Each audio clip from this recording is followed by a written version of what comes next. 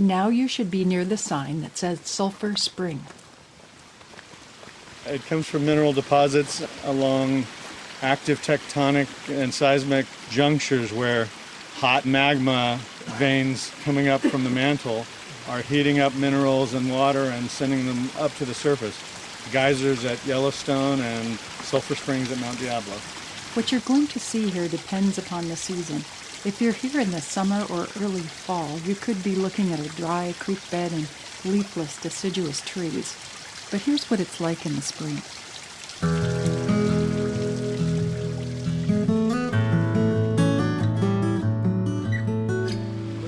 Look at the bigleaf maple leaves. When you start thinking flower arranging and Japanese design, when you look at plants, because the things that they were trying to emulate are the things that nature is doing naturally. Every leaf aligned with the sunlight. Every leaf turned to get as much exposure to the sun as possible. So you get these layers and layers of beautiful leaves in a million different shades of green. Canyons are often about water, but they're also about light. You've got this narrow canyon, it's shaded for much of the day. Trees are reaching up to get the light and competing with each other.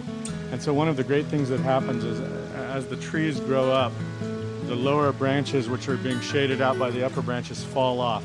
And you get these cathedral-looking tree trunks snaking around, looking for the spot of light in the canopy where something else has fallen down, or trying to squeeze through the other species. It turns into a religious experience. These are the buttresses of a canyon cathedral that we're in. This isn't a two-dimensional landscape where you're looking at something on the ground. You're hearing birds up in the canopy, you're hearing the creek down on the bottom, you're looking from side to side, and you're still only getting 10% of it.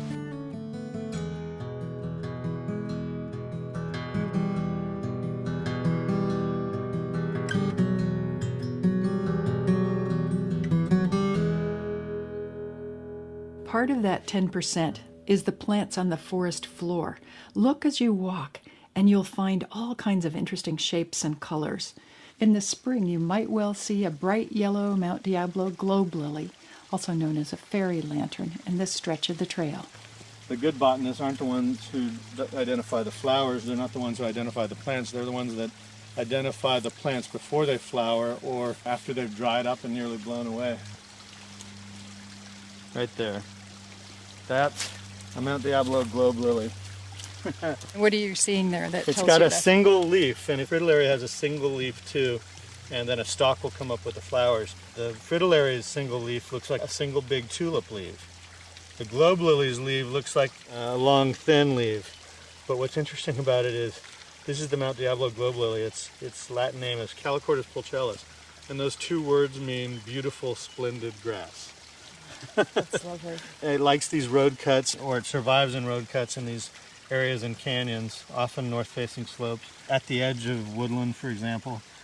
But you can go around months before it blooms and pick out these long single leaves. The bigger the leaf, the bigger the stalk of flowers will be, and the bigger the underground bulb.